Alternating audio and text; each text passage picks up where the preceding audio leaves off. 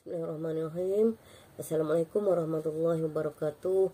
Kami daripada kumpulan 6 akan membuat sedikit kesimpulan daripada surah Al-Kahfi ayat 9 hingga ayat 19. Saya Mahaya binti Wang Kecil akan membuat kesimpulan pada ayat 9, 10 dan juga ayat 11. Okey, kesimpulan yang boleh diambil daripada ayat 9, 10 dan 11 daripada surah Al-Kahfi yang mengisahkan peristiwa yang berlaku kepada 7 orang pemuda dan juga seekor anjing yang telah tertidur di dalam sebuah gua selama 309 tahun. Peristiwa ini adalah satu kejadian yang tidak mustahil bagi Allah Subhanahu Wa Taala, sebagaimana Allah boleh menjadikan sesuatu yang lebih hebat daripada itu. Contohnya Allah menjadikan bulan, bintang, matahari dan juga silih bergantinya siang dan malam. Okey, banyak lagi tanda-tanda kekuasaan dan juga kebesaran Allah yang terdapat di dunia ini mengatasi peristiwa Ashabul Kahfi itu. Ya, Allah Subhanahu Wa Taala telah menidurkan mereka di dalam sebuah gua sebagaimana diriwayatkan oleh Ibnu Juraid. Ibnu Juraid meriwayatkan daripada Ibnu Abbas bahawa gua yang dimasuki oleh pemuda itu terletak di dalam sebuah bukit. Bukit tersebut bernama Ar-Raqim. Okay, Allah Subhanahu Wa Taala telah menceritakan bahawa pemuda-pemuda tersebut melarikan diri bertujuan untuk menyelamatkan agama mereka dan juga menyelamatkan diri mereka daripada pemerintahan yang zalim di negara mereka pada ketika itu. Okay, sebelum memasuki gua tersebut, pemuda-pemuda itu telah berdoa kepada Allah Subhanahu Wa Taala agar dilimpahi rahmat kepada mereka semua. Mereka berdoa, "Wahai Tuhan kami, berilah rahmat kepada kami di sisi-Mu, iaitu agar menyembunyikan mereka daripada ditemui oleh raja yang zalim di negara mereka itu." Mereka juga memohon petunjuk. Mereka memohon petunjuk dalam urusan mereka. Allah Subhanahu Wa Taala telah memperkenankan doa pemuda-pemuda tersebut. Apabila mereka memasuki gua tersebut, mereka terus rasa mengantuk dan mereka telah ditidurkan dalam gua tersebut selama 309 tahun.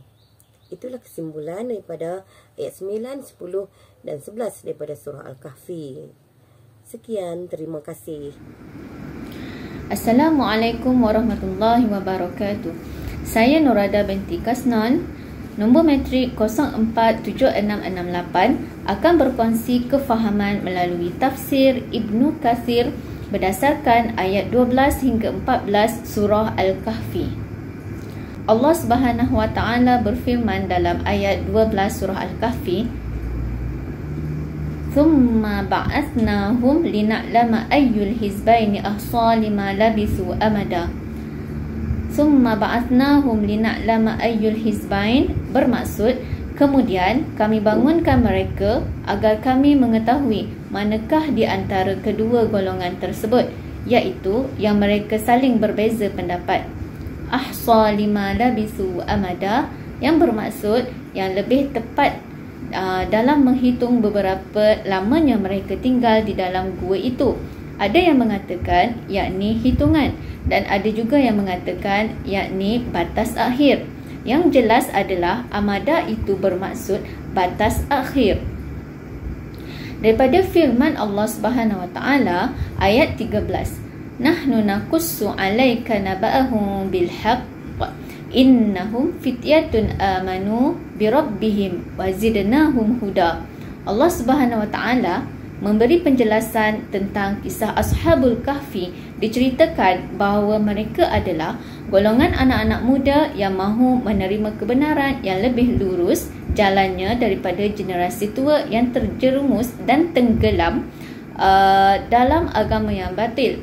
Oleh kerana itu, kebanyakan yang menyambut seruan Allah Subhanahu Wa Taala dan Rasulnya adalah kaum muda. Sedangkan generasi tua dari kalangan kaum Quraisy ketika itu lebih memilih tetap berpegang kepada agama mereka dan yang memeluk Islam itu hanyalah sedikit sahaja.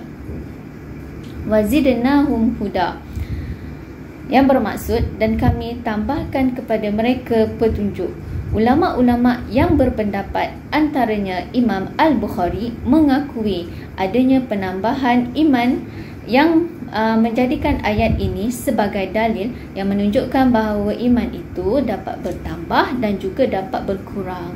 Firman Allah Subhanahu Wa Taala pada ayat 14, wa rabatna ala qulubihim iz qamu faqalu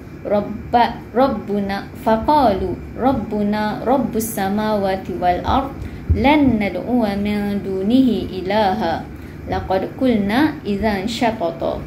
Maksud firman Allah Ta'ala pada ayat wa rabatna ala qulubihim iz qamu faqalu rabbuna rabbus samawati wal ard, yakni dan kami telah meneguhkan hati mereka di waktu mereka berdiri, lalu mereka pun berkata, Tuhan kami adalah Tuhan di langit dan di bumi.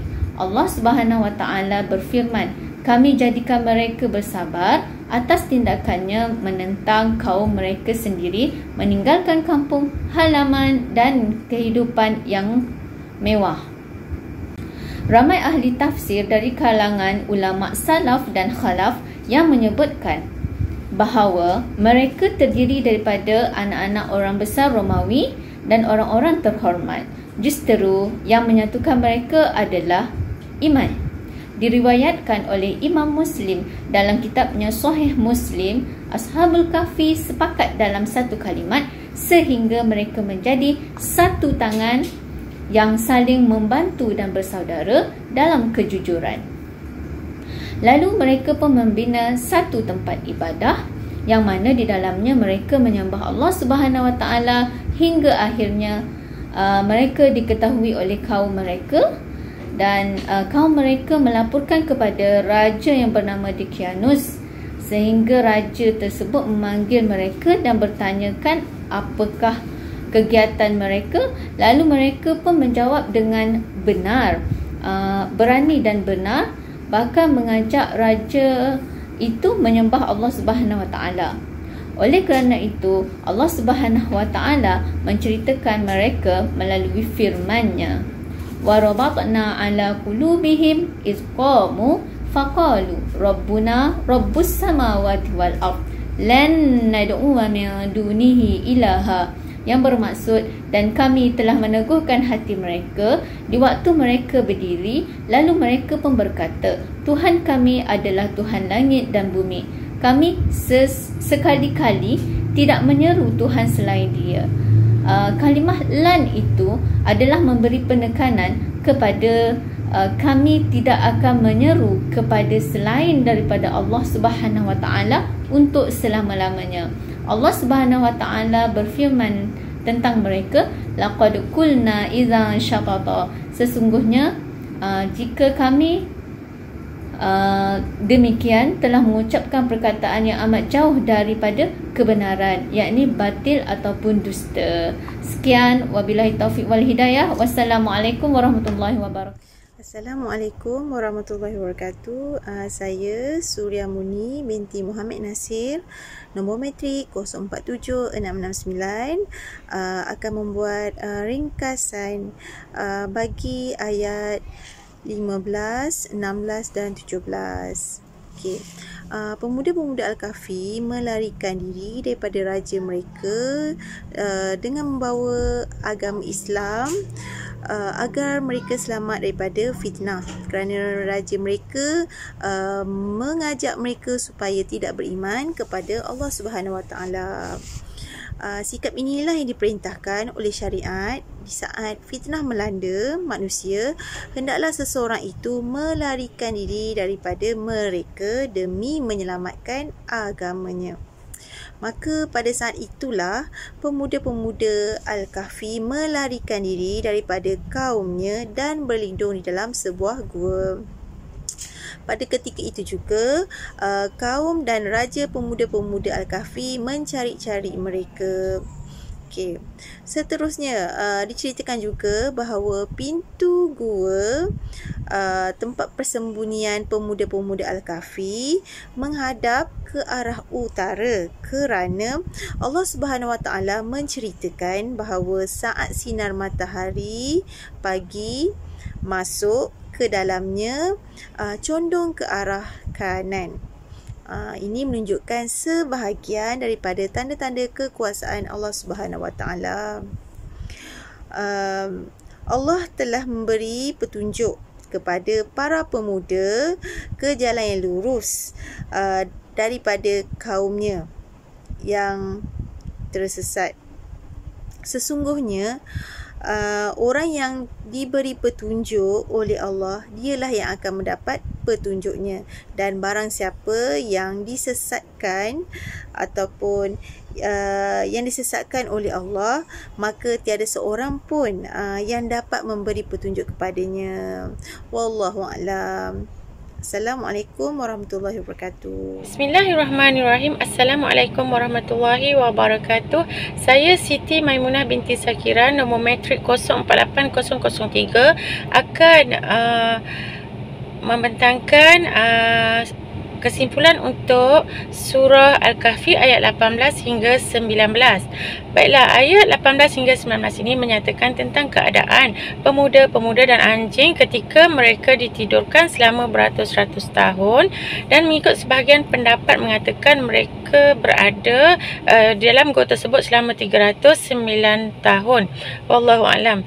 Keadaan mereka itu tidak berubah walaupun telah berlalu masa begitu lama, menunjukkan kebesaran Allah SWT yang akan diberikan kepada sesiapa sahaja yang beriman kepada Allah SWT sebagai Tuhan yang menguasai seluruh alam ciptaannya.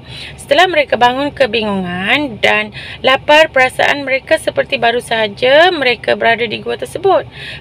Baiklah, pengajaran dalam kisah Ashabul Kahfi dari ayat ini ialah manusia hanya wajib takut kepada Allah SWT. Beberapa perkara yang perlu diperhatikan ialah segala janji Allah itu adalah benar. Kematian, kehidupan, hari kiamat dan pembalasan syurga dan neraka itu adalah benar dan atas rahsia dan kekuasaan Allah SWT. Harta dan kekayaan manusia tidak setanding dengan Allah SWT. Kemewahan dan kesenangan dunia tidak dapat membantu manusia ketika dalam kesusahan tanpa izin daripada Allah.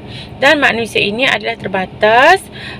Semua pengetahuan mereka, hanya Allah sahaja yang maha mengetahui segala apa yang berlaku. Baiklah, itu sahaja pembentangan kesimpulan untuk ayat surah Al-Kahfi ayat 18 hingga 19.